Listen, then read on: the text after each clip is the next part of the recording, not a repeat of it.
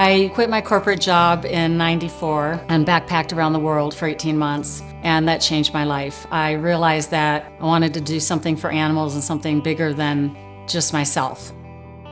When I came back from my trip, I met a woman that was saving wild mustangs, and I worked for her for about 4 years, and that's really what propelled me to get into the nonprofit world. I moved to Arizona and found a little piece of property, a piece of what I call heaven, and it was 5 acres at the time, and we've expanded to about 25 acres now.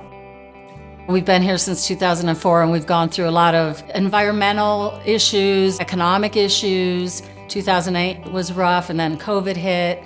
The economy right now is a little tricky. Our hay prices have gone up. They've doubled since last year, so what we would pay $6,400 for a load of hay is now almost $12,000, and that's just hay alone.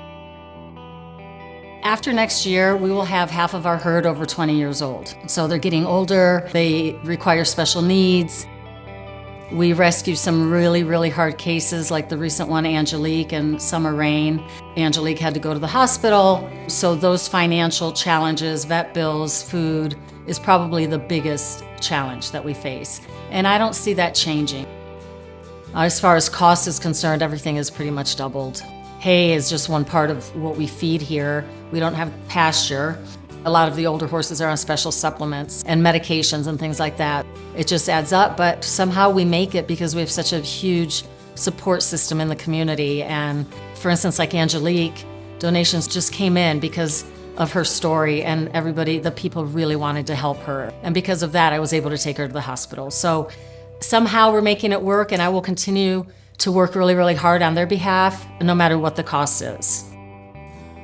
Right now, we're raising money for more shelters because the burros don't have any shelter, and then we have 3 other corrals that don't have shelters, and I want to make sure everybody has shelter to go under from the rain and the heat and, the winters. Sometimes we get snow. So that's where the money's primarily going to. Anything that's left over will go through daily operational costs. Our volunteer program is pretty structured because the animals are so big. There is no way I would be able to do this without them. I've always said from the beginning that they're the backbone of this organization.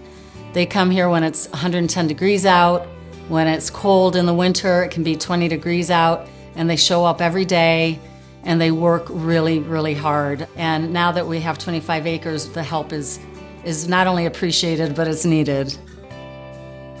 The emotional roller coaster, that's what affects me the most, is the ones I can save, I'm always so grateful for. It's the ones that I can't save that I have a hard time with, So it's hard. It's not an easy thing, but I do yoga and I meditate and I pray a lot, and those are the things that keep me grounded. So I keep doing those things, and they help me kind of keep those emotions in check.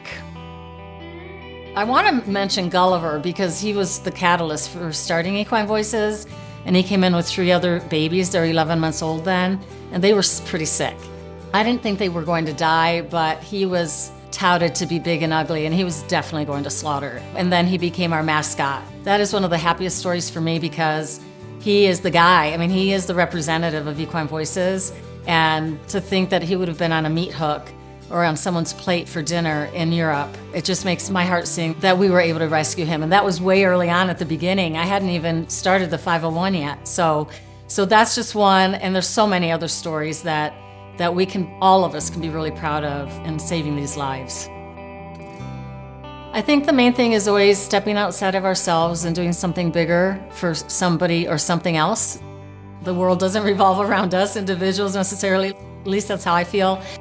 I think the big thing is continuing to educate about what horses go through. The wild Mustang issue is devastating. Horses have built our country, and what's happening to them is atrocious. They're being sent across the borders for slaughter for human consumption. 200,000 a year approximately are being sent to slaughter, and a lot of people don't know what's going on, what the truth is. A lot of people are not aware of the Mustang issue, the roundups that are happening. It's devastating. Colorado just had the biggest roundup ever. Babies are dying because they're chasing them with helicopters. It's horrific. Continuing the education, I think, is really critical. Not only does that help the horses, it changes people's lives too. That's my main goal and my main mission for this organization.